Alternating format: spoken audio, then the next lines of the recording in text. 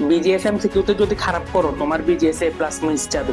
এই স্ট্র্যাটেজিটা ফলো করেই আমি বিজিএস এমসিকিউ তে 28 পাইছিলাম। এই একটা টিপস যদি মানতে পারো তুমি বিজিএস এমসিকিউ তে 30 এ 30 পাবে। আসসালামু আলাইকুম সবাইকে, আমি মোহাম্মদ জাওয়াদুল ইসলাম। বর্তমানে পড়াশোনা করছি ঢাকা রেসিডেন্সিয়াল মডেল কলেজে ইন্টার ফার্স্ট ইয়ারে। আমি এসএসসি দিয়েছিলাম এসএসসি 25 ব্যাচ থেকে। এসএসসি 26 তোমরা বিজিএসএসসি কিউ আর এসকিউ তে ভালো লিখিও। যে জিনিসটাতে সব থেকে বেশি ধরা খাবা সেটা হলো এমসিকিউ। কারণ বিজিএস বইতে এত ইনফরমেশন দেওয়া, আর এই ইনফরমেশন গুলো তোমাকে কাট কাট মনে রাখতে হয়। তো এই এত ইনফরমেশনের মাঝে তোমরা কিভাবে বিজিএস এ 30 এ 30 তুলতে পারবা সেই টিপস এন্ড ট্রিক্স আজকে বলবো। তোমরা যদি বিজিএস এমসিকিউ তে খারাপ করো তাহলে তোমার ওভারঅল মার্কস কমে যাবে, মানে তোমাদের জিপিএ 5 টা ছুটে যাবে। প্রতি বছর এরকম দেখবা যে সিকিউ তে 70 এর মধ্যে 60, 62, 63, 58, 57 এরকম মার্কস পায়। কিন্তু এমসিকিউ তে খারাপ করার কারণে তাদের ওভারঅল মার্কসটা কমে যায়, অনেকে জিপিএ 5 ছুটে যায়। আমার এরকম একটা ফ্রেন্ড সিকিউ তে 60 পাইছিল আর এমসিকিউ তে 16 পাইছে, তারপরও তার এ প্লাসটা ছুটে যায়, কারণ টোটাল মার্কস ছিল 76।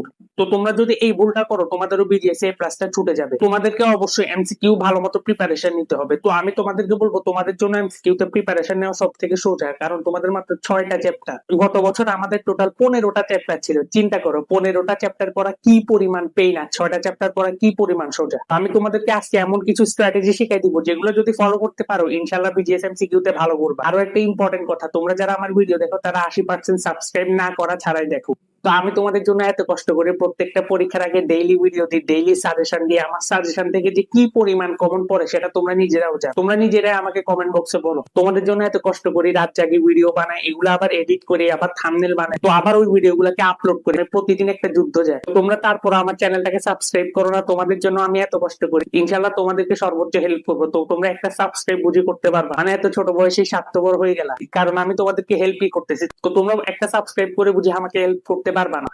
তো এত ছোট বয়সে স্বার্থপর ওই জন্য একটা সাবস্ক্রাইব করে দিও। তোমাদের এই সাবস্ক্রাইব, এই কমেন্ট গুলো আমার জন্য মোটিভেশন হিসেবে কাজ করে। তো একটা সাবস্ক্রাইব করে দিও কষ্ট করে। তো এবার আসি বিজিএস এমসিকিউ কিভাবে করলে কমন পাবা। আমি প্রথমে বলবো তোমরা কি করবা, টেস্ট পেপার বা গাইড যেখান থেকে পারো বিজিএস এমসিকিউ শুরুতে ওখান থেকে পড়ে নিবা। গাইড থেকে পড়ার পর তুমি যখন বইতে ব্যাক করবা তখন তুমি বুঝে যাবা কোন পার্ট থেকে এমসিকিউ বেশি দেয়।